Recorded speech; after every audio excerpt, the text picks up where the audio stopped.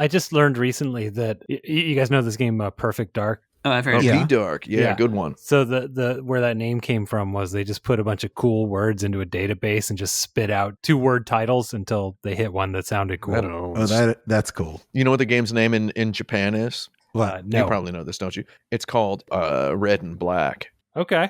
I think Perfect Dark's a better name. Also a really good song by Ningen Isu, Akatokuro.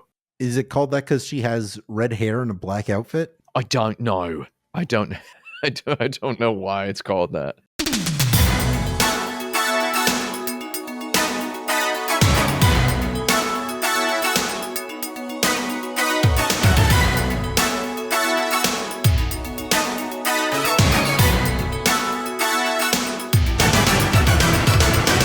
Introduce our podcast, that's what I'm here to do. So it really makes me happy to introduce to you episode 221 of Insert Credit, a relentlessly paced program where a panel of video game experts must answer any question I ask within 6 minutes or experience beige.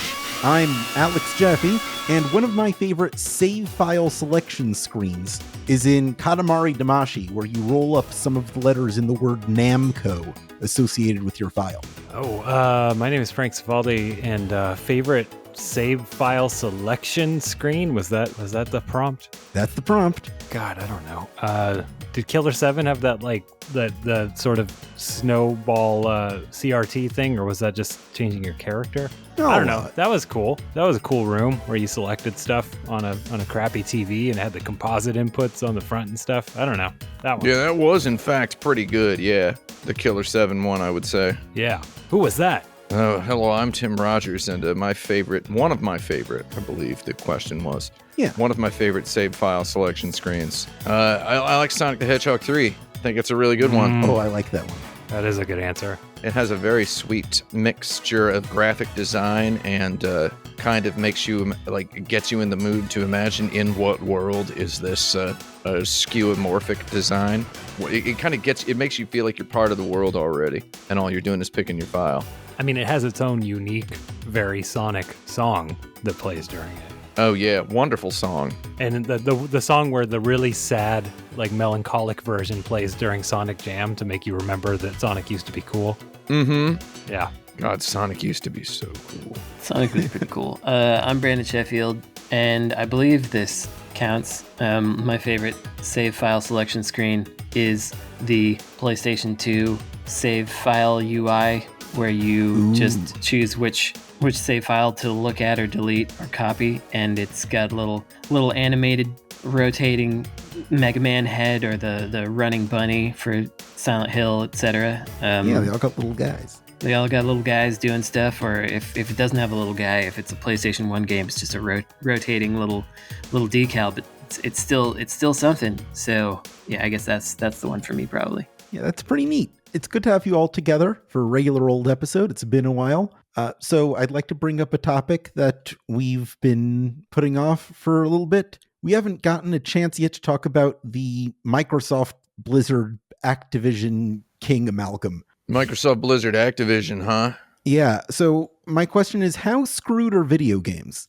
I'd say kinda. My take on the matter is that consolidation in general is not particularly friendly toward innovation in the general sense, but what I worry about specifically as an independent game developer myself, Microsoft is buying this, probably weighing the cost of putting all these things into Game Pass, because ultimately Microsoft wants to sell Game Pass and be the subscription service Netflix of video games, and realistically that is what the fans want as well. And indie games have traditionally been kind of slotted in when they were missing AAA games or something like that. And if things continue to trend toward subscriptions being the only way to guarantee to make money on a video game, there are going to be dramatically fewer slots for us, for the multitudes of us. If, your Call of Duties and even Candy Crushes and stuff are launching into Game Pass. So I worry about that. In addition, on top of the whole consolidation thing and the fact probably a whole bunch of people are going to get let go because that's what happens in mergers like that. So there's all that like general stuff, but that the specific thing I'm worried about as regards me is what's going to happen with Game Pass, which is something I'm already worried about. I don't know. It just feels like, okay, that finally happened. Like this just felt like an inevitable thing for a while. That, I mean, what other consumable media do we generally just purchase a la carte at this point? Video games are like the one. Like I don't purchase music. I don't Books, purchase maybe? movies. Books? Yeah. Books. You're right, actually. But even like I read comics. I don't buy comics anymore. I have a subscription to Marvel. I don't know. Like I agree that it's kind of scary for innovation and stuff like that. I don't know how much of a stretch this is. It's at least a little bit of a stretch. It's maybe not like a Stretch Armstrong stretch, but like a yoga stretch. I think that it might make the business a little less scary. It might make it a little more predictable, but at the cost of being consolidated to these mega corporations. Yeah, I mean, it'll be scarier for me because I won't be in it. But I don't know. Like, I think, I mean, I'm just like, look at all the garbage that's on Netflix right now. There's just new stuff all the time. And it's like, Sure. There's clearly a market, where when you have millions and millions of subscribers, you only need to hit like a pretty small target to make a show make sense, it seems like. But I don't know. The inner workings. That's just an observation from outside. I mean, I can say that I've got multiple friends who have had films on Netflix and on Amazon Prime and stuff like that. And those films had to be funded completely by themselves. And then they got some kind of like a deal to show it on Netflix. In many cases, the deal was just, we will show it and people will see your movie. And that was it. They didn't get money. Exposure. It's exposure. And of the friends that I know that make movies, which are quite a few, none of them have received money from going on to Netflix, except for people that are like, I work for this show that Netflix created that has hired me. I mean, I'm sure they must pay for like to get big name projects on there, but independent projects, I think, just launch in there, and maybe if they hit a certain popularity threshold, they get some money, but it's not like, it hasn't been real business for any of my filmmaker friends, which is unfortunate. So I worry about that. Yeah, I'll say, as a person who makes video related stuff, I have, by the necessity of my profession, had to look at this. And I just want to say, you're never going to see my stuff on Netflix, but you might see it on HBO. That's all I'm going to say. I don't really think anything's going to meaningfully change. They said they're going to keep releasing these Call of Duty games on the PlayStation for the next 3 years. At least they're going to keep putting Call of Duty on the PlayStation. I don't know. I don't know. What do I know? The promise, I think, would be like, well, it's on Game Pass and you got multiplayer built in, but if you want to be a chump and go pay $60 on your PlayStation, go for it. Yeah. I also think that Microsoft has been kind of pushing crossplay for a while, cross-console multiplayer. This is an opportunity to weaponize that and be like, okay, Sony, if you want to have Call of Duty, you must allow cross-console multiplayer. Yeah, that would be cool. See, I thought crossplay was like a sex fetish Christian thing. Oh, it's that too. It's a Castlevania subreddit. Oh. It's when you cosplay a different gender than you are. They call that crossplay. Got it. I saw a really good male Tifa, female Barrett cosplay on the internet the other day. Just throwing that out there. I believe that. Just put that one in the show notes, please. Esper, if you're listening to the show notes, please get that in there. I'm sure they will. Tifa crossplay. Yeah. Yeah. Oh, man. Can I say this? Yes. I know we talked about best game Let's find consoles of all time the other day, and one of the game consoles conspicuously missing was the Sony PlayStation 5, which during that podcast I was rebuilding the database of my PlayStation 5 for like the 9th time in a year because the database keeps going all kablooey, and I have to reinstall all of the software from zero and lose all my saves and my trophies. I lose Your my PlayStation trophies. was shut down incorrectly. Yeah, except somehow that causes that has caused a catastrophic problem multiple times. Meanwhile, the Xbox Series X is beautiful. So if you're going to play Call of Duty, play it on the Xbox Series X. Hire me for Bobby Kotick's job. Phil Spencer. Have you played the new Call of Duty, by the way? I did. I play all of them, Jerry. I play them all. I don't talk about them much. We but I play should. them. I guess we could talk about it during a game of the year. I mean, it probably won't be the game of the year, but the campaign on the new one, I feel like, was structured very nicely. Yeah, there is good stuff happening in the game design, level design, narrative design space in those games. They are important and interesting. They are they're just, maybe military porn's not your thing, or maybe you don't jag off to Ronald Reagan once a month or whatever it is. Oh, that's a trickle play. Yeah. Yeah, that's the yeah. Nice. That was Call of Duty Cold War. I actually liked that one. I thought that one was pretty good. I don't know. It was well put together. I did struggle with the Reagan though. That where he was. The Reagan was quite odd. Yeah. I'm gonna send you boys out there. You're gonna go have yourselves a time.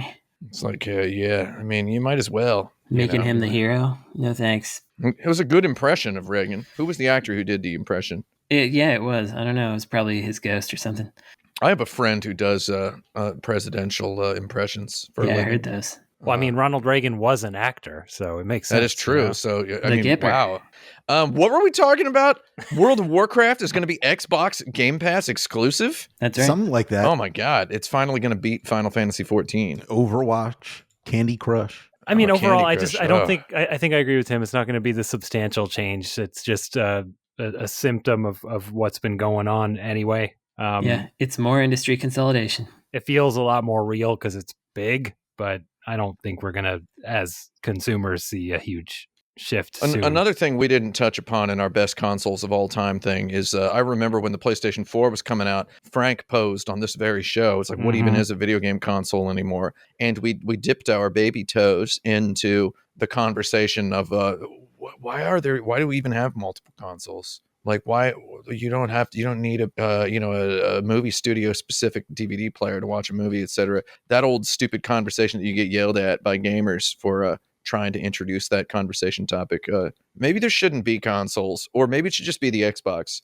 Phil Spencer, give me a call if you need any advertising. Maybe it should just be the Xbox. The Xbox is really good. It's almost like the PC is the best console of all time. Well, the PC is an Xbox now, Jaffe. Mm-hmm. And it's an Xbox that has God of War on it. Mm-hmm. Yeah. I was going to say that people have been talking about what Sony should do in response, and I think the only reasonable, humorous response is to purchase Bungie. Oh, that would be actually quite funny. Yeah. Man, I remember when Microsoft bought Activision, like the top trending topic on my Twitter, which I know is different from the world's Twitter. People seem to not know that sometimes. The top trending topic on my Twitter was Square Enix, which was and I immediately knew what it was going to be if I clicked on it. So of course I did. And it was, dude, Sony should buy Square Enix now as a retaliation. It's like, oh, we don't need to retaliate. No, we don't need to consolidate further. They practically own Square Enix already anyway. That Final Fantasy 16 is not going to be on the Xbox. Remake took a year. They invested like 15% of the company into 15% of the company, and then they sold some. So I don't know how much they have now, but they are invested in there. They could buy Sega. That would be stupid, though. I don't want them to. Yeah, if anybody should buy Sega, it should be the boys who are keeping their back catalog pristinely and beautifully alive, minus Afterburner Climax and Outrun Online Arcade, which is to say our boys over in Seattle, with the Xbox, all those beautiful Sega Xbox games that you can play on your new Xbox. Some of them in 4K and some of them boosted up to 60 FPS. It's bonkers to not have an Xbox. So Phil, if you're looking, if you can find one, man, I saw one at Adorama in 4 Xbox Series X's at Adorama in Manhattan. What is just the other that day. a store? That's not a real place. You just made that word up. Adorama's a real place. It's one of New York's storied film industry camera supply stores. So if you're in NYC, maybe I should have posted this in the Action Button Discord, the Goblin Bunker, discord.gg/action button. Maybe I should have posted it in there and let somebody know. They had like 4 of them. And I asked the guy, I'm like, are these like real? They're not for like some promotion or anything. He's like, no, you can just buy those. And I was like, oh, okay. So they were just there on sale. Not I'd like on sale. buy one. They were for sale Someday. Yeah, it is. I mean, I've got this monster PC, but every time I turn that Xbox on for whatever reason, I'm like, man, I like this thing. Heck of a thing to have. That's like double time. Yeah, what the heck? It is double time. The developers of Dying Light 2 boasted recently that their game script has as many words as Anna Karenina. Mhm. What would be a less useless metric to determine the quality of a game's story? I thought we were going to say what other novels should games be as long as. Yeah. Can I just say I felt ashamed on the behalf of many Twitter users who then saw that as a great opportunity to bring in their quarter-baked takes about how Anna Karenina is too long anyway. I was like, oh man, I feel so sorry for Tolstoy's Ghost. That conversation had to be had because of that game. I saw people earnestly engaging in that aspect of the conversation. Well, that book's too long anyway, dude. You can summarize it in like 3 sentences, said a Twitter user with like 50,000 followers and like editor in their bio. Yeesh. I felt very sad about that. But anyway, Dying Light 2, am I going to play it? No. Why would I? I don't know. It's a zombie game, right? Techland Think made so. it? Or is that the Dead Island people? Techland is the Dead Island people, if they did indeed make this game, which I actually don't know. I think they did. It's a big open world game about zombies. They're all made by the same people. Anyway, another useless metric that Oh yeah, that's Techland. that I have seen that I love and hate is combined years of experience of a team. Oh, that's useless. Yeah, it's a fun one. Our team has like 400 years of experience making games. Oh, yeah, that's bad. You know, I hate that one so much. Awful. And I can't think of another example of it other than in Television Amico. So I guess. How many years did they say they had? I don't 1,000? know. It was a lot. Well, Tommy Tallarico alone, he's involved with that, isn't he? I think so. Yeah, I think he does the music. Yeah, Tommy Tallarico alone has like 3,000 years of experience. that's true. Tommy Yeah. Tallarico. I don't know how he crammed it all in there. He just, What if the Amico has really, really excellent menu music? That would be funny. can't beat the Genesis Mini with the Yuzo Koshiro menu music. So, Well, no, certainly not. so Tommy Tallarico is like the Goodwill store version of Yuzo Koshiro. Is that what I'm getting? Is that the vibe I'm getting from this conversation? No, because you can get some really good stuff at Goodwill sometimes. I suppose that's Yeah, true. mate. he's like the Russian animated direct to video like rip off of a Disney movie. Well, then who's the Turkish Star Wars of Yuzo Koshiro? Ooh. Okay, let me think. Who's the Philippines Spider-Man of I mean, that's actually That's pretty. That's like funny and funky and weird. it's a fun question. It could be like, I don't know. It would have to be somebody who makes weird, glitchy stuff. So maybe it's Liz Ryerson. Or maybe if we're comparing just their Twitter presences, it's Hideki Naganuma. Have we ever addressed this topic on the show? Oh, What in God. God's name is going on with that With guy? Hideki Is Naganuma? is he okay? What's Yeah. wrong with him? Lord, my God, man. I'm worried about him. I'm not worried about him. He's just an edgelord, and he's having a time on Twitter, and he's really riling up everybody, and he's saying a lot of offensive, homophobic things, and he's talking He doesn't about, know. I don't think he knows. Oh, he got told by a lot of people, and he was like, but really, it's just this, right? And then all of the edgelord people were like, yeah, no, it's just cool. Don't worry about it. All these other people are SJWs or whatever. And he's like, oh, okay. Yeah, I think he's not well, and I don't know. That I'm not could be. gonna He's definitely talking about having how much he enjoys this. An underage fan was offering to send him nudes or something, and he was into it. Oh yeah. He keeps demanding that I give him one of them funky beats. Yeah. Well, I mean, that's He's fair. he's a it's like Yeah. he's I know. he's an individual is what he is, a human one at that as well. Can I just say this is actually a really good question, the original question. I really like it, and I just wish I had Yeah, I don't have a good answer. I wish I hadn't veered it directly off the road. We'll come back to it another time. Well, I just- hours. I mean, the classic one is hours. We'll say. And How many Yeah, it's hours of hours. gameplay? Yeah. But then now continue on. Go. Oh, also polygons. It used to be number of polygons that you have. Number of boards, number of screens. Anyway, Yeah. How many millions of instructions per second? Mm-hmm. Mm-hmm. Teraflops. They keep using the word teraflops. I saw someone with saying how many lines of code their game is, and it's like, oh, cool, you didn't optimize it. I mean, I honestly think this Techland one is obviously they're doing it on purpose. Like obviously they know that it's riling people up and it's getting conversation happening. They are baiting a conversation. They did it well. Yeah, they're not dumb over there. Yeah, they're not stupid. I think their game actually looks kind of cool. I don't know. I think people just shouldn't engage with it. I used to think it was really dumb when people posted like they tweeted about our players have performed 6,002,000 headshots in the last 12 hours or whatever. And it's like, I don't know, maybe that's kind of okay, especially compared to what they're saying, 500 hours of gameplay for this game. I don't want nothing to experience the whole thing. Yeah, it's a lot. They said Cyberpunk was 270 hours, and I did get 270 hours out of it. I'm ready to talk about Cyberpunk 2077 on the show. I did get 270 hours out of Cyberpunk. I did 100% it. It took me 300 some hours. However, also, I did then play through the whole campaign in 16 hours. So that's, okay. Well, there we have it. All right. Yeah, I think we solved that one. Earlier this month, a circus troupe played a piece of music from the video game Undertale during a performance for the Pope. What video game music would you play for the leader of the Catholic Church? Not that this is something I really want to know, but didn't it then become apparent that it was actually like the Homestuck version of the song, not the Undertale version of the song, whatever that means? It's a motif throughout Toby Fox's work. Yeah, okay. Yeah, what should we play for the Pope? He's really into crossplay. Yeah. That's right. He loves it. Castlevania music. Yeah, Castlevania. Like something for Bloodlines or something. Oh, I got some bloodlines going. Get something to get him real horny for Christ. Yeah, it's got to be Bloody Tears, right? Yeah, Bloody Tears. I think the intro cinematic music from Draculax would be good for him. True, and it starts out with the German guy saying whatever he says. Pope speak German? He probably knows a little bit of German. He probably knows a whole bunch of languages. Pope usually speaks German, yeah. Yeah, he's got to know how to do the mass. The mass, yeah. I believe he can deliver the mass in something like 14 languages, something like that. Yeah, it's got to be. It's not that many words, though, from one thing, I can tell you. I Sure. could probably do the mass in a couple languages if you gave me a couple days to rehearse. I've been to enough of them.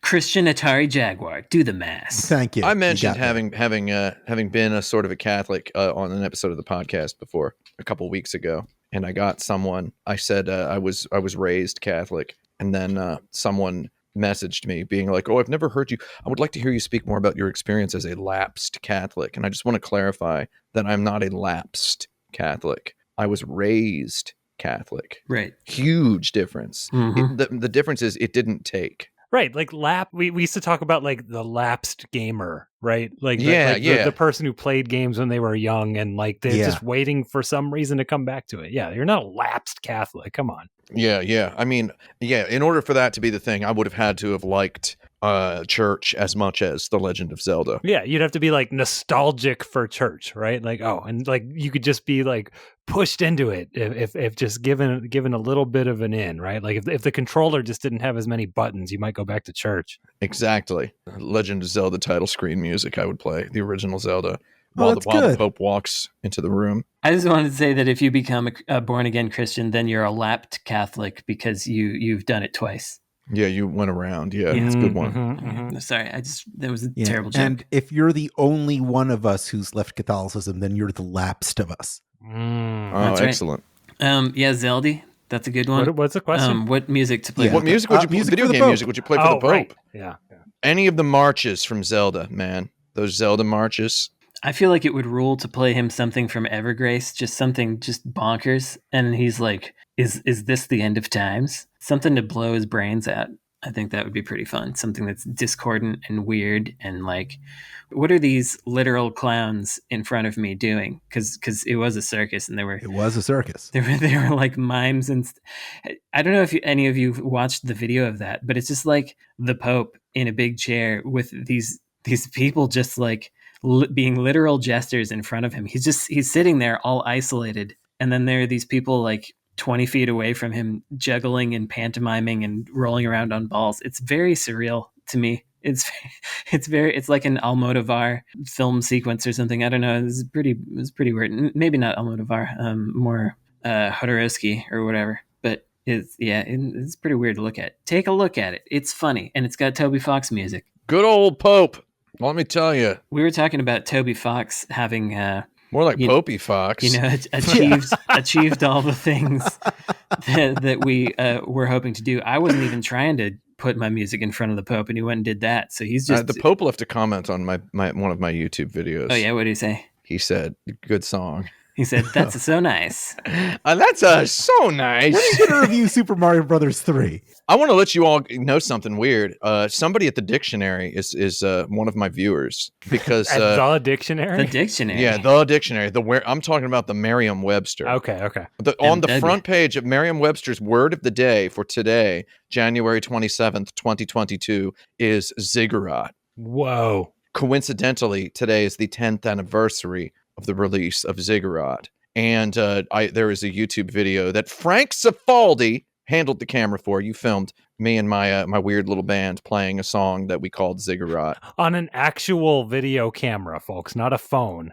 Yeah, it was an actual... Use a dedicated piece of hardware in those It was days. good. Filmed it in nice 720p 10 years ago. It's on there, and it was posted on January 27th, 2012. 10 years ago today. 10 years ago is starting to get to be a real long time ago, turns out. Yeah, wild, It's huh? starting to feel that way. I don't mind 10 years. I've done a couple 10 years in my life. Yeah. I don't freak out about them anymore. Maybe I did freak out a little bit today. I think I freak out about it a little more. Anyway, the dictionary was there, so maybe the Pope. It's not really it's not too much of a stretch to assume the Pope has also watched that video. Yeah, that's probably true. I wrote that question a couple weeks ago, and since then I've had the opportunity to ask a similar question. What would be the worst video game clip to play to interrupt a National Senate meeting? We're talking about Tifa. We're talking about that Tifa. Yeah. Tifa Lacarti. This was probably a little mock-up, but I did enjoy when someone was showing like Google search result autocomplete for Italian parliament members, and the third one was Tifa Lockhart. That's pretty good. That was pretty funny. So the worst thing to play to interrupt, or the best thing? The prompt was the worst. Okay. What's the difference? The way to embarrass them the most. Is it Italian Parliament still? It could be any nation. Because I would just play some goddamn It's a Me's. Just a whole bunch of Charles Martinet voice. That's so nice. Thank you so much for playing my game. I think you want to do Mamma Mia, right? Because yes, it might be something just they extra say, insulting. Right? Yeah. I don't think he goes, "Oh, Madonna." So I think it's just Mamma Mia. Oh, that would be great if there was a... My Italian grandpa actually said that. And that rules. Like he'd go, "Oh, Madonna." That rules so hard. That's pretty good. That's it. Just find a Mario game where he goes, "Oh, Madonna." Madonna. Maybe Mario, when he's saying ravioli in his sleep, could also be good. Oh, there you go. Yeah, I forgot he does that. You play this sleeping Mario thing on a loop. Yeah, that's pretty good. Oh, you know what might be pretty disgusting good? snoring sounds. Just play some monologues from Metal Gear Solid games. They'd never know the difference. They wouldn't know that anything had changed. They'd be like, "Hey, we yield the floor to the speaker. We acknowledge Senator Lolly Lulolo." I don't think any video games get funnier than what actually happened in that moment. Unfortunately, No, it doesn't. This I think this question's hard kind to of top. a wash. Yeah. I mean, I think it would potentially be like if you got, say, some Republican caucus going, and then you played just like Idolmaster or something. It's got all these like 12-year-olds dancing around, singing and dancing. I mean, it would hamburger. They would be like, "What is this?" Yeah, like we at least know what porn is. I don't know what I'm looking at here. I don't know. I don't understand what this is. And I guess that's my vote. Idolmaster. Good vote. I think the best clip to play. Play the Reagan clip from Call of Duty. To interrupt some Republican. Nice. Yeah. Sorry, you're saying, Tim? I was going to say something really mean. I'm not going to say it. I was going to say something political. I don't want to get political. Don't be mean to Republicans. I don't want to get political. What did they ever do to you? Yeah, the poor guys. All they do is filibuster away our rights and redistrict us into not being able to vote. Won't anybody think about the poor Republicans? I was going to say something that could be construed by a dirtbag as threats of graphic violence. Oh, okay. So it's not funny anymore. Okay. I was going to say Photoshopped Mortal Kombat fatalities, but I was gonna choose a couple of very specific ones. Boy, is what it was going to be. Yeah. I mean, if you want to upset them, you could just show like a black person being happy. It's true. God. They hate it. Makes him so mad. A couple of gay folks holding hands and just smiling ambiently. The problem is finding a video game that happens in. There's got to be a There's couple. more of them these days. There's these days you got people making them. It's pretty good. Not the big ones, but there's some But you good go ones. on itch, you'll find all this stuff, I'm sure, eventually. Oh, sure. Yeah, it's out there. All right. In that case, we'll be right back after a quick break. After a quick break, yo. That's right. Can you hear that? Nope. Can I hear what? I think he was hitting pressing the sound soundboard. effect buttons. Nope. Whew. I hear that. That was you. Oh yeah, that was me. Oh, Madonna.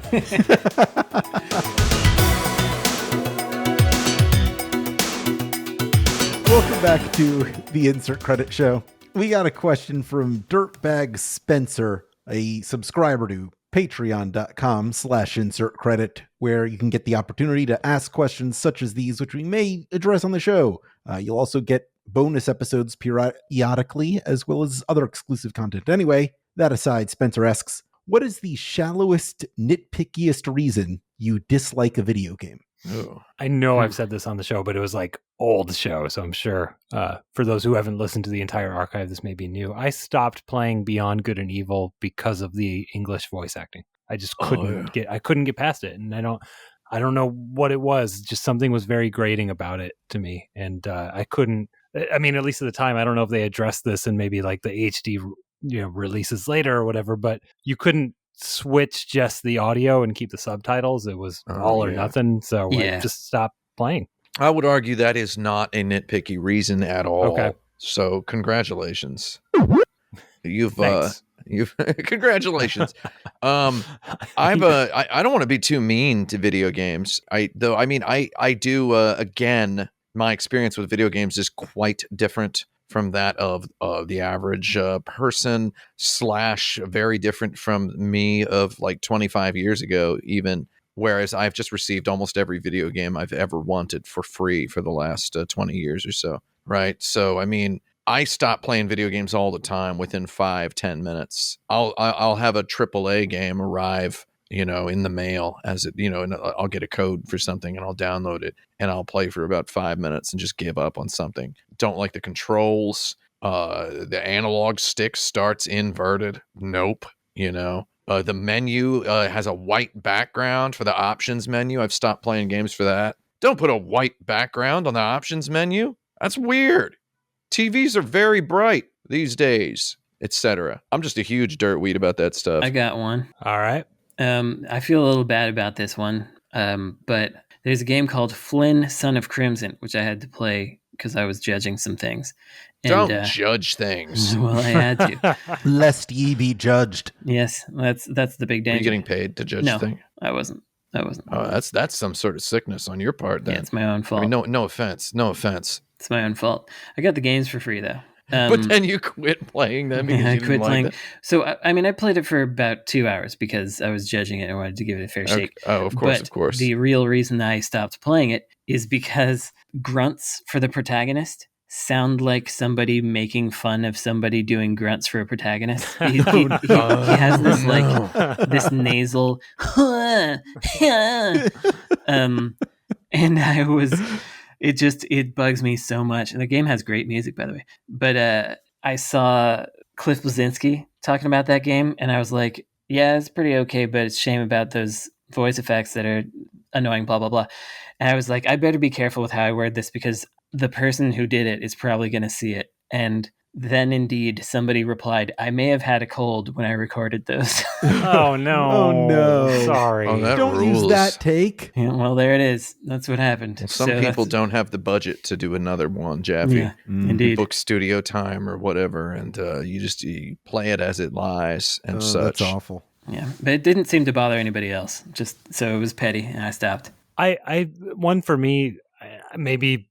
I don't know. We'll leave this to Tim to judge me again. Whether this Let's hear it. But the frame drops in the Link's Awakening remake when you switch environments, I could not get past them. Man, I don't know if it's just something about my brain. Like I wasn't like I hate this performance. It was just like something about like the anticipation of knowing that when I walk outside that door, the world is going to slow down and crawl. Like, it made me anxious. I couldn't play the game because I was always anxious and I didn't want to go in and out of doors because that thing was about to happen. And first time in my life, I called Nintendo and asked them to give me my money back. I asked for it. They said no. Yeah. Do you know who my uncle is what you should have said.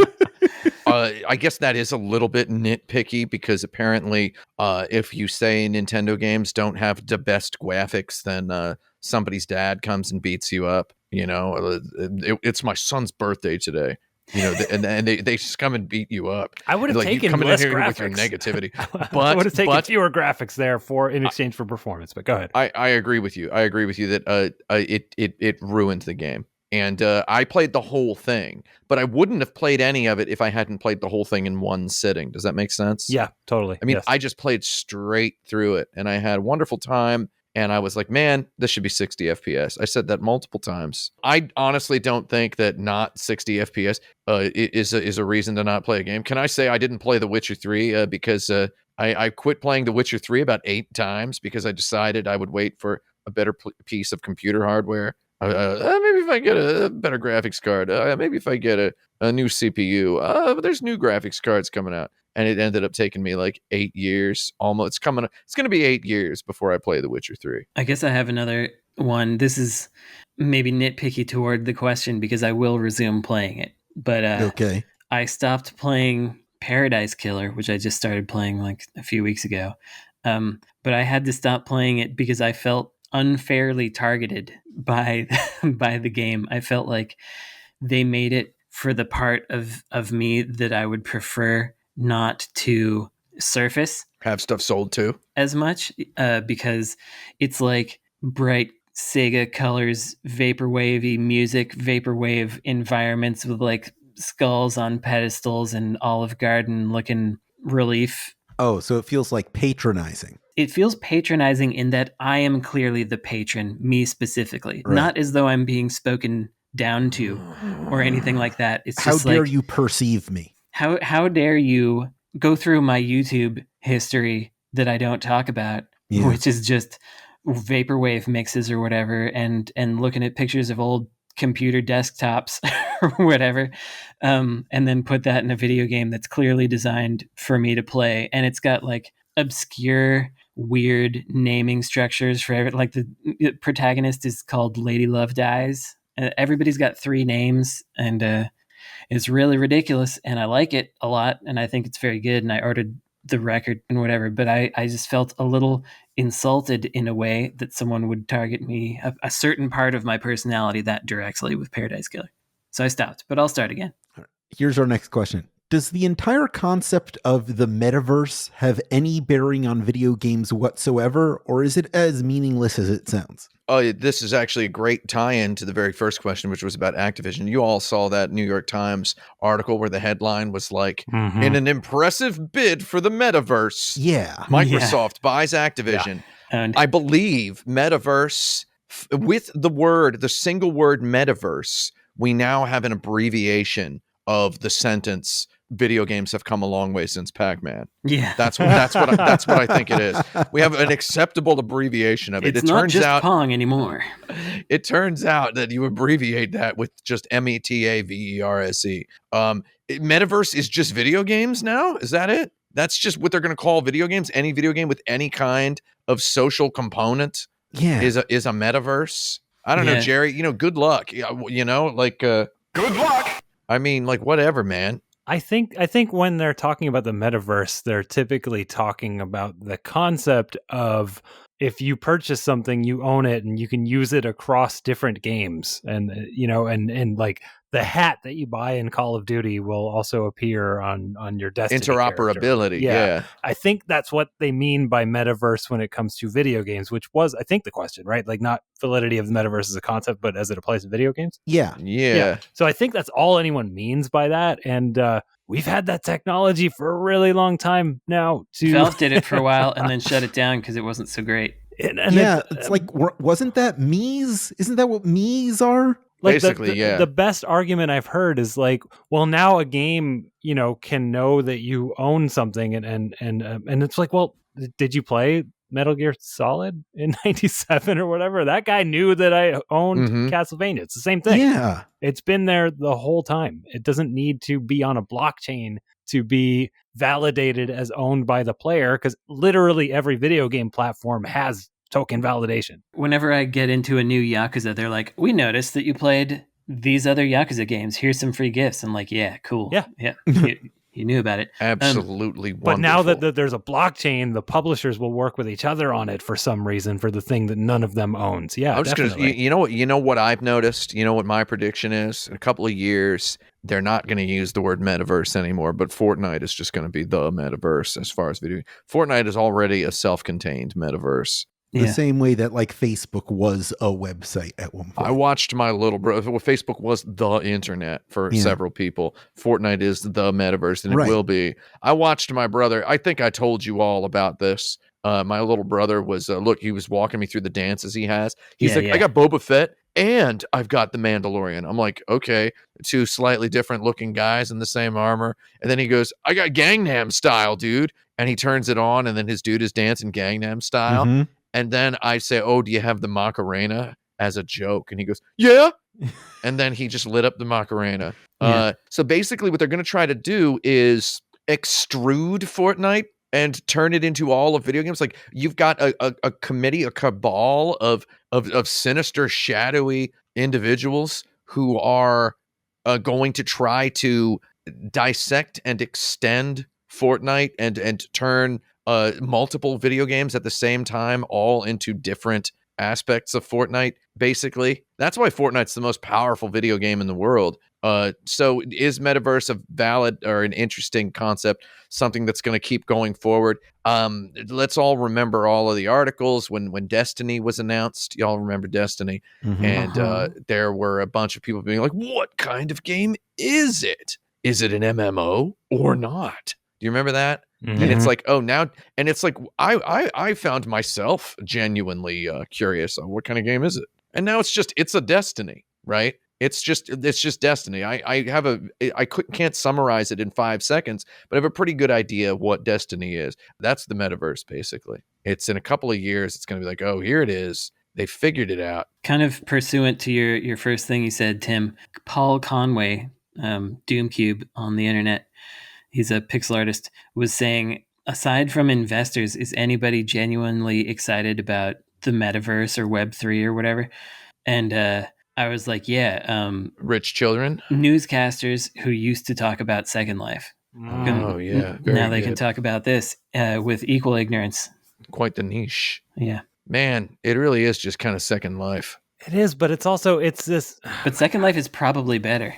When we're talking about applying it to video games, though, it's this magic belief that all video game publishers will want to take part of this thing that they don't have a piece of. Yeah, and they're all going to interact somehow. What business has ever been like, yes, I don't need a piece of this, and I will just build in support for this thing that you own the entirety of, and I don't. Well, see, Completely that's delusional. why Microsoft's bid is so impressive, according to the New York Times. Because we figured we're it out. We're talking Halo and Call of Duty, the same hat, dude. Right. The same birthday party But hat. that's the metaverse. Microsoft metaverse. The microverse. Oh man, what if Micro Pros and Microsoft teamed up to make the microverse? And Micro Cabin, creator Micro of Cabin, yeah. little tiny JRPGs. Mirrorsoft, who published Tetris. I personally prefer a cabin that's at least big enough for me to fit in. Yeah, you got to get inside. like a pony canyon. Yeah. Can I also say that for the past month or so, I've been I've nicknamed my dog Microsoft because he's very, very small and he's very, very soft. He's like, I say, hey there, little Microsoft. Nice. And I pet him when he comes up to me. He doesn't understand it. And they haven't trademarked it with the space in between, so you're Microsoft. clear. Yeah. I do have an important question. Okay. In a video game, how high should you be able to jump? Oh, at least twice as high as your character's standing height. Yeah, it depends on when full the size. game. Yeah, what I think. video game? Because Well, let's talk about I it. don't need to jump in Yakuza. I don't know. Don't you? Kiryu should be able to jump, dude. That dude looks like he can dunk. it would probably break everything. But I had a pretty fun experience in a Yakuza with jumping, because in some areas you can like vault over stuff. You can vault over like little road things or fences, and so there's this one zone where you can go up some stairs and then you can vault over the side. And a bunch of dudes were chasing me, and so I I actually have video of this. I went up the stairs and then accidentally vaulted over, and they all just got stuck up there, kind of bonking into each other. And they were like, "Oh, guess you got away." And I was just standing right below them, and it was very funny to me. The end. I think you should. You know what my favorite instance of jumping is in a video game is Final Fantasy 15, where you guy can jump for like just no reason whatsoever, and you can jump, and then you always jump every time you try to open a door or a treasure chest. Oh yeah, man, I love jumping in front of items. Yeah, Just it's so jumping good. in front of items all day. It's so good. So a Noctis can jump like to a point where it's like his heels about reach up to his shoulder height. So it's like this really weird small jump. Yeah, it's really like quick too, right? He's just kind of like snaps into the air. Yeah. Mhm. And then the hang time is like just long enough to be uncomfortable. Yeah. Because he's like he's doing like kind of a Spider-Man sort of hang time with his in a squatted position. Personally, I think jumps in video games have always been too low. Either too low or I mean, if you're already giving me the fantasy that by jumping I can accomplish something, which I've never accomplished anything by jumping in my life, right? Yeah. Anybody here, have you ever had to jump over something in your life, like jump Like a puddle. Only within like jump rope conditions, I think. Yeah, see, and that's leisure. That's I've done entertainment. it. Yeah, I've done it in Life or death. in a forest or like a on a hike, but that was because I was a kid having some fun. I didn't need to do it, but I've done a lot of jumping in that, like jumping over gaps. a puddle because your shoes aren't good enough is something people might do. In my neighborhood, there was bad drainage, so I would have to jump after a big rainstorm. Makes sense. You do a little leap with put your leg out in the back. Yeah. So I think the reason Super Mario Brothers 1 was so celebrated, beloved, I think we could argue Super Mario Brothers is beloved. I'll give it that. Yeah, sure. One of the reasons it's so beloved is he jumps real high and it feels fun, right? I mean, he jumps monster high. So is Little Mario supposed to be regular Mario and then Big Mario is Big Mario? Because there were arguments about this, and if you weren't around in the 80s, as some people listening to this might not have been, there were arguments. Some people said it was Little Mario and Mario. I don't know if you all recall this. I didn't subscribe to that because the name of the game is Super Mario. The big one is Super Mario, and also I read the book that came with the game, and I believe it called him Super Mario. Yeah, that was a weird story. I liked it. As far as I'm concerned, you got to compare him to the size of the Princess Peach sprite. Yeah, she's normal sized. Also, you can't get the flower power up without being big. So like it feels like if you're able to equip things and do other stuff at that size, then that's got to be normal. You start off squashed and then you get normal. Yeah, I can see where the confusion comes from, but I believe that Little Mario is real Mario, and Super Mario is Super Mario. So anyway, I was going to say he jumps high. It's cool. That was like a power fantasy. And then I think when games moved into 3D, you had Mario 64. Mario jumps a little bit more realistically. He's got his wall jump and everything. And I think we lost our jumping imagination. And I think that Jumping Flash was really, really onto something. Jumping Flash is pretty cool. I would like to, this might go past the buzzer a little bit, but I would like to I realize this is a good opportunity to talk about jump philosophy in Gunsport, because we made a mistake the first time around. So in the game, for people who haven't seen it, you are shooting a ball into a goal on the opposing side. It's like a volleyball kind of setup, and you're shooting the ball into goals on the other side. There's like a character that can jump and one that can't. And the one that can jump, the striker, I wanted you to be able, as a player, to jump and very easily aim at all angles in order to shoot the ball into the appropriate goal where you wanted it to go. And so to try to encourage that, I made the jumps pretty floaty, like intentionally so. It had a big hang time. You would come down kind of slower than you would expect. And that was because, to my mind, the best thing to do in the game is to get the right angle and snipe the ball in. And it feels good when you do it. But what wound up happening, in fact, was people were like, pretty good game, but I don't like the jumps. Because the jumps, they don't feel like good jumps. The jumps weren't designed to feel like good jumps. They were designed in service of a gameplay application that I wanted people to participate in. You're blending your verbs there. It was the wrong approach because realistically, the way that these things work, and if I'd thought about it a little longer, I would have realized this, is that you make the jumps good, and then people enjoy playing it enough that they will then get good at aiming and sniping the ball in, no matter how fast the jump happens or whatever. They'll get good at doing that. I don't have to encourage the mechanic. I have to encourage engaging with jumping, so that then people will be inspired to do the mechanic that I want.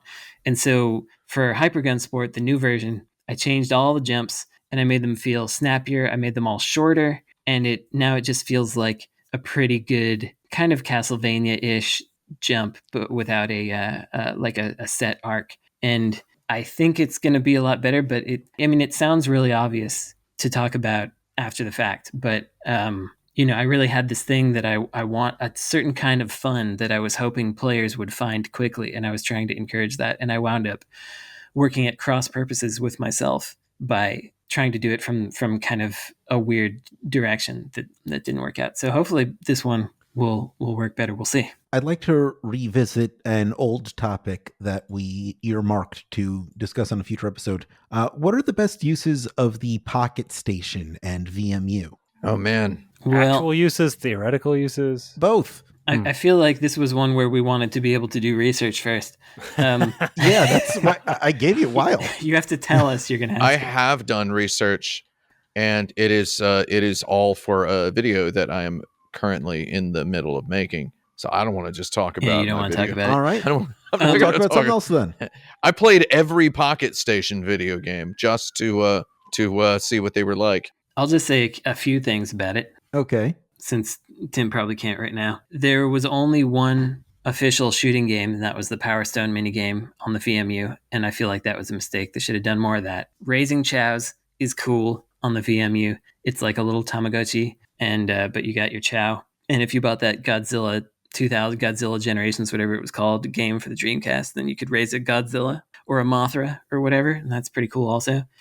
On the PocketStation, PocketStation's probably actually a little better than the VMU, which is painful to say, but Well, it wasn't like a necessary thing that you like sort of had to buy. yeah, It it's was true. it came out late in the console's life, and it was a little creative thing instead of you need one of these thing. And I think that the VMU suffered by people having to do something with it, almost like the Wii suffered from the spectral idea of waggle. People are like, we got to put that waggle in there because that's what Nintendo likes.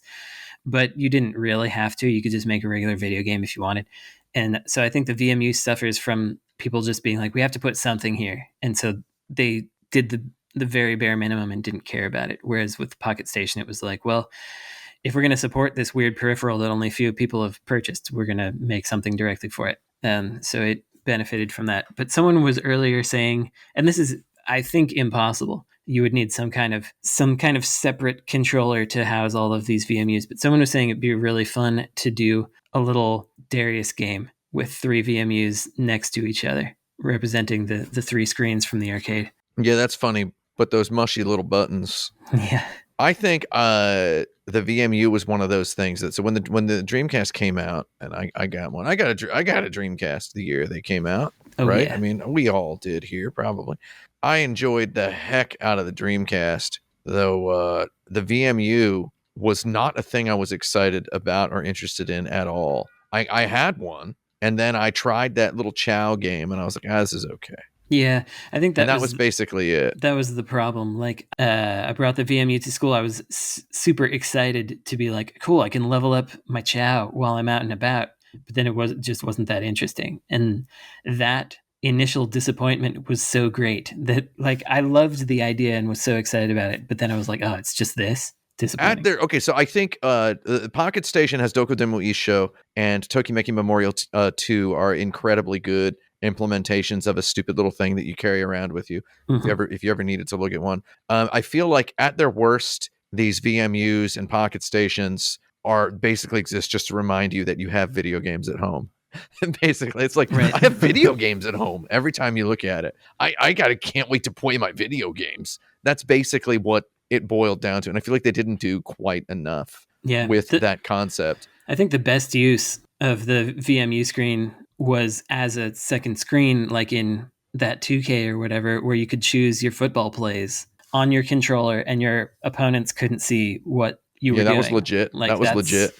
That's the best implementation of that, because it was actually like, I have secret information here in my controller and it's displayed in real time for me, and my buddies can't see what I'm doing. That's great. I'm gonna kidnap this question and reframe it. Oh no! Are there, besides maybe like the Jackbox games, has anything done a good job of giving you a reason to like use your phone to expand on the on-screen game experience? Well, I was mentioning it earlier in the show. The Television Amico, sorry. The original Destiny had a little companion app, lets you like look at your character and your loot or whatever. Was not nearly as fleshed out as it could have been, though. It's like that's a good use case for it, right? I don't know. Yeah, I mean, maybe it's just I didn't get into Destiny, so I didn't interact with the thing. But I have yet to have an experience where, like, while I'm at work, like I'm noodling on the game I'm gonna actually play when I go home, and you're checking in on it. Yeah, or like getting push notifications that I can respond to that'll enhance things later. And I don't know a good design for that necessarily, but it feels wrong that hasn't happened to me yet. I feel like that wasn't that Fallout companion app supposed to be that Vault Manager or whatever it was. Yeah, whatever. Oh, was it? Did that tie into like 4 or something? I thought it was supposed to, but maybe it didn't. I thought it was just its own game. Or was it the XCOM one? I don't know. XCOM rules. There was something. You know what my favorite? Oh my god! I just remembered I have video games at home. App is the Steam mobile app where I can buy games on sale even when I'm not at home. What comes to mind for me is like, I mean, I understand why this isn't literally true, but why isn't the equivalent of like a Pokemon Go tying into like a Pokemon Switch game, right? Well, like, because the Switch is also portable. you actually can just level up your Pokemon in the game outside of your house now. Frank, Pokemon Let's Go did do something where, like, if you certain Pokemon that you caught in Pokemon Go, you could then get in Pokemon Let's Go. Okay. Pokemon Go? But it wasn't, it didn't feel like much of anything, I have to say. Pokemon Let's Go's primary similarity to Pokemon Go was that they made you do the little motion control wrist flip to throw the Pokeball. It's been long enough now. I'd like to say Pokemon Go sucks, dude. Yeah, I think we can admit that. It's been... I don't think anybody... Is there anybody who actually likes it anymore? I know some people. I didn't bother arguing with anybody when it first came out. I remember my first exposure to Pokemon Go was a tweet where someone said that people are really exposing their elitism when they take down Pokemon Go players. And I was like, what's Pokemon Go? And then I was like, that was my very first exposure to it. You're exposing your elitism when you try to criticize the design of Pokemon Go. That was what the tweet had said. To criticize the design specifically. So there you go. What is the mumblecore of video games? I don't know what mumblecore is. I've heard the word. I've done a good job of not learning that word. Every time it came up, I was like, this sounds like something I don't want to know about. Is there a specific actor who embodies it? Is there a specific? It's like kind of that like indie film aesthetic, like where you can't really hear what the characters are saying. Yeah, that's like a funny criticism is that you can't understand the characters. I read something from an audio designer who explained that that's actually is not on purpose. Like partially it might be, but for the most part, it's that audio engineers do not seem to have as much power these days when it comes to film production, and I think that's a big part of why you can't hear stuff. Remember anymore? when Christopher Nolan said that the dialogue was borderline inaudible in a couple scenes of Interstellar on purpose, and people dragged him through the dirt for it? I've got to say, I'm not the hugest fan of that movie, but the parts where you can't hear what people are saying, that was definitely on purpose. I thought it sounded good. That movie sounded good in terms of like audio. Holy Lord. I'm looking at a list of these movies. I have not seen. Name a seen couple. Name a couple. Okay. Funny Haha. Nope. Kissing on the Mouth. What? Young American Bodies. Huh? Let Them Chirp a While. What? Sorry, Thanks. What? Let's see. Guy and Madeline on a Park Bench. What? Silver Bullets. I think we have to play name design, but with these movies. The Color Wheel. Yeah. Celeste and Jesse Forever. Oh, I've played half of that. I've heard of I that Love one. You Apple. I Love You Orange. No, not that one. Room 104. Although I That's do have an TV iPhone series. and I have played guitar with an orange amplifier before, so I should probably watch that one. And then also there is a subgenre called mumblecore, which is horror films that use whatever the tropes are that I have not paid attention to. And I'm looking at the list of horror movies. I watch a lot more horror movies than regular movies, some might say. I haven't seen any of these either. So All right. So Well, that I rules. guess to answer the question of what is the mumblecore of video games, what is a type of video games that you don't know anything about? The answer is it's a good indie game that has like the Katamari Damacy aesthetic, yeah, that's probably it. which I don't know if any of those are real. I played a video game recently that I would probably say might be mumblecore, but I don't actually know what mumblecore is. Again, I need to actually see one of these movies. I feel like I might know what it is, though I don't want to say the game because I don't want to. Again, I can't speak to it authoritatively. Although also there's music that I like that when I recommend it to people, they say, "Oh, this is great, I love," and then they name like whatever type of music it is that's popular right now. There's a particular musical artist that I've recommended to people several times over the last 10 years. And once I was told, "Oh, I love City Pop." And once I was told, "Oh, I love Vaporwave." And I was like, I don't think it's either of those. So I'm not even going to tell you what artist it is. Oh God, I gotta read the final paragraph in the distinguishing characteristics. It's really going to make you want to watch these movies. Oh, here we go. Mumblecore films tend to revolve around characters in their 20s and early 30s who are usually single, white, and fairly aimless in both their professional and personal lives. Plots are often centered or often concerned with difficulties in romantic relationships. It's Life is Strange. Exacerbated by the character's inability to articulate their own desires. Sounds fantastic. This is like every self-published black and white comic book as well. I also think it's kind of like what some people might think like The Last of Us is. Some really like misinformed person might think that's what The Last of Us is. Yeah. The Last of Us is pretty good though. In a different direction could think that it's Night in the Woods or something, which I also don't think it is. All right. I'm going to go right to our lightning round. Lightning round. This is an important one because I have a bet with our editor, Esper Quinn.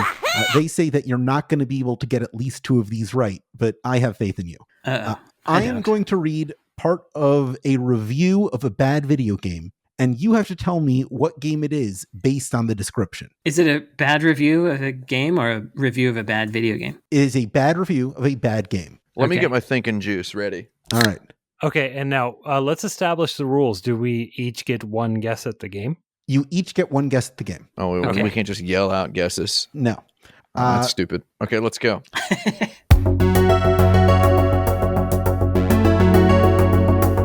Our first game is from Xbox World 360 Magazine UK. Last time we checked, a Toyota doesn't come with a ruddy big gun. False Yaris. and correct. Very bad advertising, if you ask us. Yaris, yeah, that Yaris. is correct. I know everybody knows that That game. was the one that Esper thought you would get. I Yeah. love driving a real Toyota Yaris, by the way. If I think it's a wonderful, fun car to drive. You ever driven one of those, Brandon? They're too narrow when I look at them, but I've never driven one. When you're driving one, it's fun. Talking Okay. about parallel parking in downtown Chicago in a Yaris, dude. I'm always talking about it. It is straight up. This one is from Play UK. Possibly the worst game of this generation. It's broken, infused with ill-judged and unfunny humor, and devoid of any enjoyable gameplay. You're better off playing GTA 4 while reading nuts. I wrote that review. Wait, reading nuts? Eating nuts or reading nuts? Reading nuts. Is that a proper noun? It is a proper noun, yes. That's some British thing. Okay, worst game of the generation. Better off playing GTA 4, so we're in GTA 4 territory. Uh-huh. I think it's open world. So it's funny open world, right? Like it's meant to be. I think I know what game this is. I just can't remember what it's called. I'm just going to say that they didn't like Saints Row, whatever it was, 2 at the time. I'm sorry, that's incorrect. Brandon Okay. and Tim, you still have a guess. What game do you think it is, Brandon? I think it's this game that was all about jokes, and it's called like Ace Griffin or something, and like Bullet something. You know what I'm talking about, Frank? Remember this? D3 published it, and it was like supposed to be a postmodern send up of first person shooters, but it was actually just terrible. Oh, yeah. Remember that? Like he Bite the bullet, or yeah, it's not Bulletstorm. no, it's not. No, I know what you're talking about though. Yeah. Mace Oh, McCracken. Mace something. Oh. Mace Anyway. McCracken. Anyway, Jaffe, can you that's just put him out of his misery and say That's it's not incorrect, Brandon. whatever Okay. that is? Okay. Tim, do you have a guess? No. The game was Leisure Suit Larry Box Office Bust. Why would I Okay. play Grand Theft Auto 4 as an alternative to Leisure Suit Larry box office bust? Because it's also crass. Because you got to read nuts. Yeah. That's really it, dude. Like, seriously. This Like, review I don't is know from, how else to help you. I This wrote review- that review, by the way. Good review. This I mean, I review is did. from GameSpot. A $30 game about winning fake money by picking random numbers is awful to begin with, but a completely broken version of said game is another story altogether. Who wants to be a lottery millionaire? What was the publication again? GameSpot. No, wait, that's not. That that's doesn't not help my at all. real. Okay. That's not my real answer. It's not my real answer. Okay, $30, right? $30. A and pick $30 random game about numbers. winning fake money by picking random numbers is awful to begin with, but a completely broken version of said game is another story altogether. Oh, a broken version indicates that it was on multi-platforms. No, I think it indicates that it is. There's an analog in the real world for it. So I'm leaning toward a WiiWare game. It's got to be Deal or No Deal. I remember there being a bad Deal or No Deal That's game correct. that I made It's fun of. Oh, Deal or is it? No Deal for the Nintendo DS. Very well Oh, done. crikey. Wait Well for the wait. done. I see you didn't let me guess what platform though. I was gonna say Nintendo Wii, but you said Nintendo DS. Oh, The Nintendo you- DS is the broken one. The And Jeffy, Nintendo you Wii one lost. probably worked just fine. all right, you've taken the victory away from me. All right, you still have more chances to get the right one. Because I mean that is a game about picking random numbers, basically. So It is. We just destroyed Esperanto. I literally have random.org app on the front page of my home screen on my iPhone. Oh, I got it and open all the time. There's only like 4 other things on my home screen. Love And random. so I mean I love picking random. I know all about Deal or No Deal. This next review is from IGM. It would be nice to see somebody develop a game with a character that can fire 2 weapons independently, but then again, maybe there's a reason why nobody's done it yet. That's stupid. Oh, 2 weapons independently? What game does that? There's a couple games I can think of. I feel like people wanted to do it in Bioshock. Is it Bioshock? It is not BioShock. Okay. Wow. So okay, you're going. You went for a game that doesn't allow that. I'm thinking these are bad games. First of all, so you just I mean, BioShock is a do bad game. you actually think but- that people think BioShock is a bad game? Exactly. No, yeah, and it's stupid for me to think, especially that IGN would think Bioshock is a bad game. And I Right. don't think Bioshock's a bad And I game. think, judging by the text, they're saying that you can fire 2 guns independently, and it's bad. Yeah. Because of that. I thought they were saying it would be cool. Say it again, Jaffe. It would be nice to see somebody develop a game with a character that can fire 2 weapons independently, Yeah. but then again, maybe there's a reason why nobody's done it yet. Yeah, see, it seems like you can't, Okay, but they want okay. you to. Well, I wasted my guess. What was your guess? It was Bioshock. Bioshock, which was clearly wrong. There was a game. It came out a couple years ago. It was a couple years ago. Is this a recent game? I can't tell you that. Yeah, I don't think we get clues. Okay, I don't know then. Man, I don't know. Frank, any guesses? Is it a game for the Windows PC? He's not giving us clues. I cannot. no I don't- clues. I don't Oh, have anything give now. me some clues.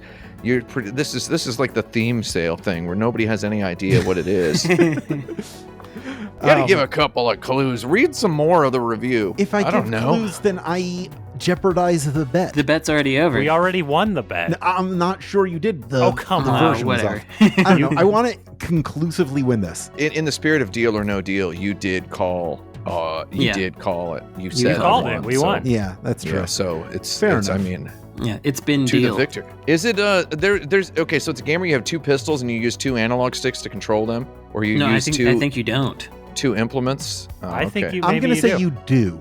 Yeah. Okay.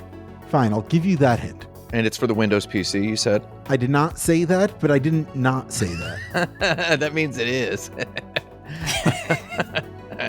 I feel like I know what game it is, and I feel like it has a name that has alliteration in it. Red Dead Redemption 2. The name does have alliteration in it. Oh, now you're giving me clues. Okay. Now you're giving me clues. I'm sorry. I'm over here. I'm playing Can you guess what Genesis game I've been playing this whole time, Jaffe? If you can, I'll tell you what game it is you're asking about right now. Man. What Genesis game have I been playing this entire podcast? I'm going to guess that you've been playing Phantasy Star 4. No, that's wrong. All right. I'm getting bored. Someone do something. It's Yeah. Drake of the 99 Dragons. Drake and the 99 Dragons. I know of Yes. that game. There was a remaster or something of it. I don't know. Who cares? This is from PlayStation Official Magazine Australia. War may be hell, but it's not as bad as this ugly, unbalanced short excuse for a rail shooter. Okay, so it's something that Australians don't like. Wait, what magazine? PlayStation Official Magazine Australia. War maybe heck. But it's not as bad as this ugly, unbalanced, short excuse for a rail shooter. Shoot. It's interesting that PlayStation someone made an rail excuse. shooter. Call of Duty Theme Park Tycoon? I don't know. Yes. PlayStation rail shooter. PlayStation Rail Shooter is it's got to be like it could be one of the Resident Evils, but I don't think people disliked them that much, and I don't think they were bad.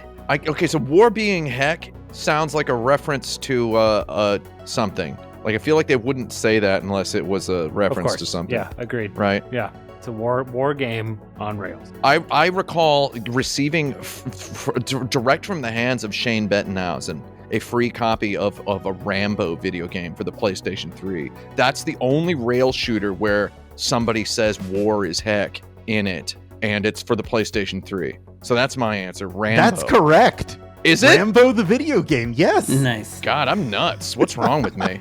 That is a conclusive victory. Put me in the goddarn slammer. Like, Yeah. yeah, Shane Bettenhausen was like, do you want this, dude? It rules. And I took it, and he had all Oh, these Jar man. Jar Binks dolls on his desk. Shane Bettenhausen loves Jar Jar Binks. He Esper does. Quinn, you owe me $10. I went to visit him at Sony because we were doing a thing for them, and then he's like, you want some free games? And he gave me this Rambo game. I played it. It was all right. Amazing. Incredible. We got 5 more. Let's see how much you can crush this. This is from Game Informer. This review is from Game Informer. At one point, this game tasks you with collecting HIV-infected cats. I'd rather do that in real life than play this awful game again. What? HIV infected cats. Is it HIV or HIV? Either is acceptable. One of them is British. Yeah, it's Game Informer, so I think it's HIV. Yeah, it's HIV. Game Informer rules.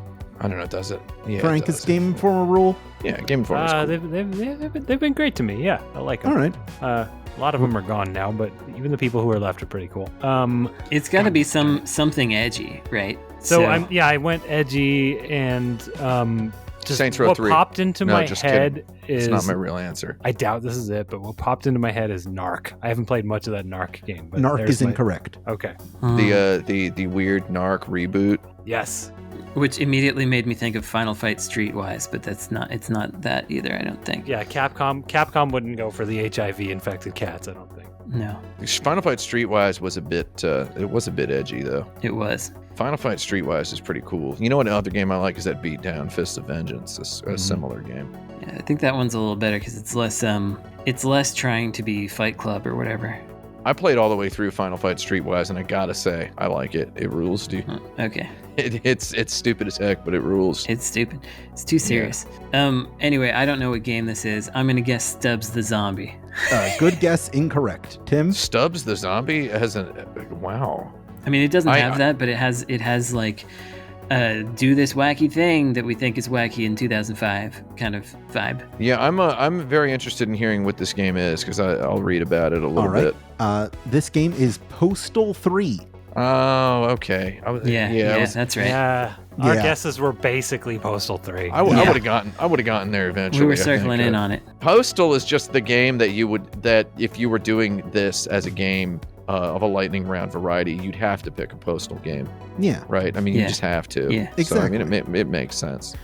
This one is from Slant Magazine. Robomoto's Activision-mandated update most often challenges players, strangely, not to score big, but stupidly. Ooh. My first question is, has anyone heard of Slant Magazine?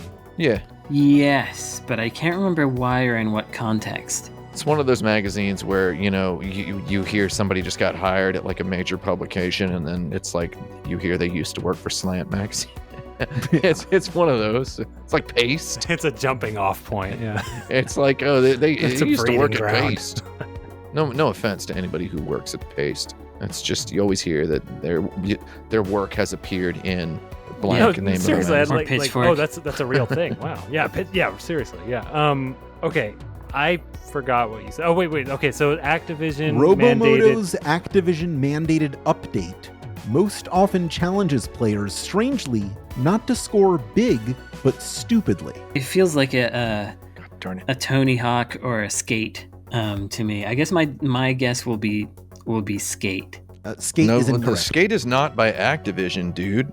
Oh yeah, Skate was the EA response to Activision's. Yeah. Whoops. my I mean, mistake. I'm very certain it is a Tony Hawk game. I agree. I mean, it's a Tony Hawk, Yeah. and it's from after the point when that Tony Hawk crossed beyond the pale, and people started hating on Tony Hawk for a period of a couple of years. If you all remember that, Mhm.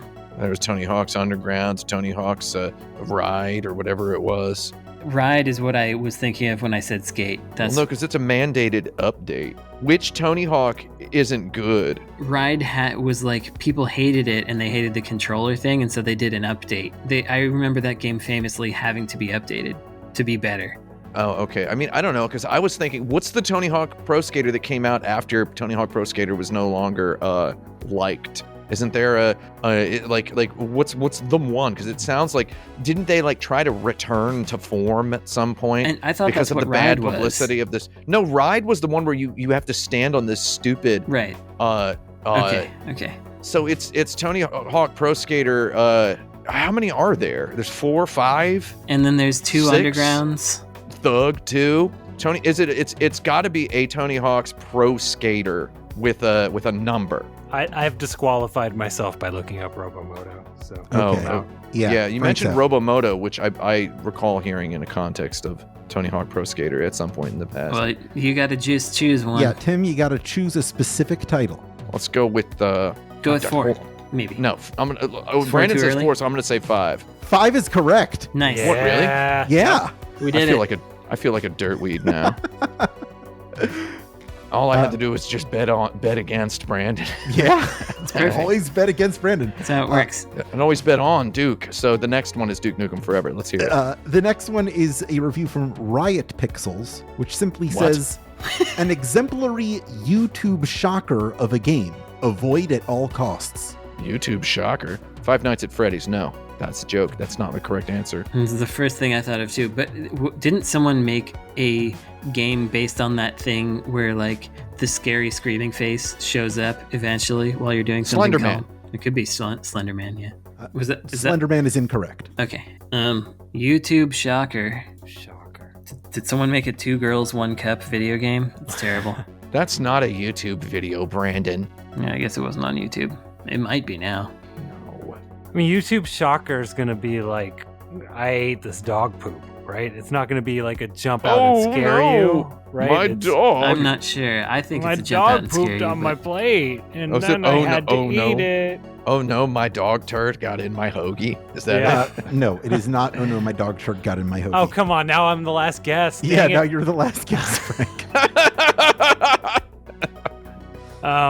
This isn't possibly it, but for some reason I'm remembering that Y2K game on Switch. So No, the There you answer go. was Hello Neighbor. whatever that is. I wasn't Yeah. gonna get it, but I didn't actually guess, but I wasn't gonna get it, so it's okay. Don't know what that is. That's fine. You're not going to tell us what it is? Come on. Hello he said Neighbor it was is this Hello Neighbor. extremely artificially manufactured attempt to make their own Five Nights at Freddy's. Okay. Where you, So I'm wrong about what YouTube Shocker means. yeah, just basically a game where that's built for streamers to react to. Oh, yeah. Oh, that's right. Yeah. Got it. This review is from Silicon Era. Nobody says Five Nights at Freddy's I anymore. know those guys. They say FNAF. Okay. Silicon Era says, this game is not comfortable or fun to play. It isn't memorable. Okay. If you want to Excellent. understand everything happening, you have to buy the ebook and go to that outside source for an explanation. It is bland, repetitious, and has design choices that are the opposite of ensuring a good quality of life. It is a clear example of a situation where you should read the book rather than play the game. There are times when it feels like a fever dream, something too weird to actually be true, as it fades in your mind. But then you look at that icon in your system's home menu and know it really happened. Oh, that's weird. Okay, icon on the home menu. So Bioshock. Switch That's maybe? a joke. Icon on the home menu. Yeah, good one. Yeah. Indicates it's on a console. What is the Windows PC? It could be on the Windows PC. Yeah, it could be. It could be a shortcut. That's what some people call their desktop. They call it the home menu. And Yeah. we all put our shortcuts on the desktop. Yeah. Mhm. That actually is how I play games because I play one at a time. So yeah. I have zero shortcuts on my desktop, just to let everyone know. I have a folder, Nice. and then I have another folder. Okay, so you got to read the ebook to know what's going on. For some reason, that makes me think Japanese. I'm thinking that it needs outside. I'm thinking not that this is it, but stuff like Final Fantasy 15, which makes no sense without watching the movie for some Yeah. reason. Kingsglaive, bro. So that's where I'm leaning, but I don't know if that helps anything. I'm thinking it's got to be some Nintendo Switch game that I must have gotten while I worked at a large video game website. I must have gotten so many people sent me these Nintendo Switch these horror visual novel style games that I can imagine any one of them having an ebook, for better or for worse. God darn it. Yeah, I don't know the answer, but there's one Picross game that I played that I was like, oh, it's cool, it's an RPG or something, but it turned out that it was the extended universe of a very specific anime/light novel that they translated into English, and I had no idea what was going on. It gave me that feeling, except for the part about it being bad, because it was still just Picross, and so it's clearly not the answer. Yeah, I don't know. I'm curious about this game because that was the most substantial. Yeah, I don't know. I have no guess. I have no confidence in my my to guess. I also have no guess. The game was Balan Wonderworld. Oh my interesting. god, I actually had that in my head. Wow. Dang Should've said it. Because I was thinking Japanese and then Switch and bad, and then that was where I should have just said it. Dang it. I'm just going to go ahead and Wonderworld. say I played Balan Wonderworld. Game owns, dude. I don't care what anyone's talking about. This is the last one from Totally 360. Oh, With okay. absolutely no redeeming features at all, this game Craig. languishes at the silty bottom of the pond, where it shall stay until the swampy mire that blarded it into existence reclaims it as its own. Duke Nukem There Forever. are no clues in there other than it's bad. Sean Baby, the video game. You would be surprised. There are some clues in there. What was the publication? Totally pond? 360. With absolutely no redeeming features at all, this game languishes at the silty bottom of the pond, and there it shall stay until the swampy mire that blarded it into existence reclaims it as its So own. it's something about Paul swamping. Blart Mall Battletoad. Close, Yeah. but no. It could be a Sounds fishing like what game. I would say about BioShock, to be fair. Yeah. I've said worse things about BioShock. Swampy. And it came out on the 360. Swampy, blarded, Pond. Silty pond mire. scum, silty, Silty mire. hydro turbo boat adventure. I don't know. Paul Blart Pond Battletoad. Yeah. That is that it? incorrect. I would It's say not. that about Battletoads, to be honest. I think Yeah, Battletoads is an yeah. awful game. I But that's agree. not an Xbox 360 game. Come on, man. Oh, All right. sorry. I'm having Battletoads little is a trouble. series Yes. of tech demos that's just barely taped together. Do you all That's my forfeit? review. Battletoads is a ZX Spectrum game that got lucky. Yeah. That's what Battletoads That's is. a good quote. Okay, probably. I don't know. I have no idea. Okay. This was the 2008 edition of Frogger 2, which was the third game to be called Frogger 2. Oh, wow. No. I like it. you guys have won this lightning round. Congratulations. Esper, you owe me $10. If I hadn't played that stupid Rambo rail shooter, Yeah. that Rambo rail shooter is kind of cool, dude. No, you I don't got care. Tony Hawk Pro Skater 5 too. But that was just because I knew who Robomoto was for a reason we will not disclose. That's fair. Is there anything you would like to recommend to our audience? I'd like to recommend not playing this segment of this video game I'm playing right now. What game are you playing? I'm playing. It's one that Brandon would have played while I was playing something else. That's my first clue. Okay. Brandon would have been playing this while I played something else. What do you think? Brandon, you're allowed to guess as well. Okay. This is fun. Let's play a little 20. I think it's one of them Valis games, whatever's on Genesis. Yeah. Okay, well, I guess what I meant to say is that there's another version of it, but it's there's Right, another he's playing, version he's playing of it. the PC Engine version. Oh, I see. He would be There's playing another Genesis. version of it that I would have played that is a different game. Oh, yeah. Okay. It's a different game, but sort of the same game, but definitely a different game. So it's either like Alien 3 or Wolverine Adamantium Rage or No, I would have my music turned up if I was playing that one. yeah, that's true. Is it Monster World 4? No, I like that game a lot, though. I played that game. I mean, to be fair, I also had a Sega Genesis at the same time that Brandon did. Sure. Yeah, I mean, I'm just pretending that I didn't, that I Well, played I'm everything on curious. Super Nintendo. Well, so the answer is I'm playing Teenage Mutant Ninja Turtles: The Hyperstone Heist, which is a game I actually like a lot. Oh man, I just played that 3 days ago on Genesis. Oh yeah, I'm playing it right now. I'm getting pretty far in it too. I'm Raphael, by the way, in case I should have made you guess he's which, cool, which but turtle rude. I was. Oh no, Yeah. he's the leader of the group. Yeah, who knows What? which one he is? But That yeah, was that was in that rap song on the Yeah. soundtrack for the first Ninja Turtles movie. I remember. All right. Hyperstone Go Ninja Heist is cool because it is much better than Turtles in Time, but it's not exactly the same game. It's not a version of Turtles in Time, but some people think it is, and it kind of was like meant to be their competitor to their own game that they made for the Super Nintendo. It has a very nebulous provenance, I would say. I got a Oh, recommendation. let's hear it.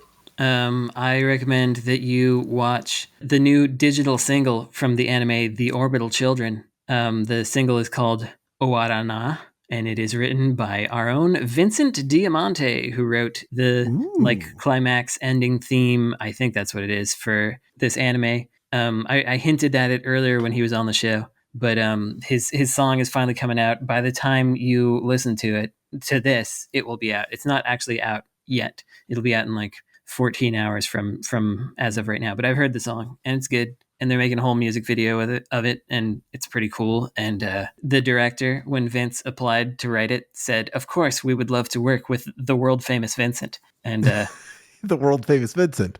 World famous Vincent, WFD. I've been referring to him as WFV, whatever. the world famous Vincent pretty much every time I've been talking to him since then, That's who he is. because it's great. So yeah, listen to that. That'll be cool, and watch it. Whatever. I recommend you put things in the world for reasons other than making money. There, that's my recommendation. Yes, that's a very good one. I like that one. Interesting. Here's my recommendation. If you're listening to this show on any platform, you can subscribe to review podcasts. That you do that for us. You could go to patreon.com/insertcredit, where you could become a patron to submit your own topics, listen to monthly bonus episodes. Tim doesn't like that. What doesn't Tim like? Patreon? Well, no, he said, "Oh, come on, free his game" right after you said Patreon. That was I'm my having little joke. trouble. Good joke.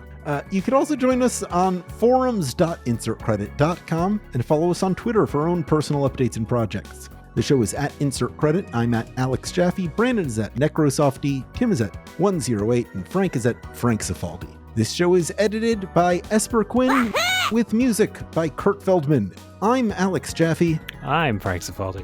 I'm Tim Rogers. I'm Brandon Sheffield. And you have now saved your video game. Yeah, I did it. Videobabies.com. Videobabies.com.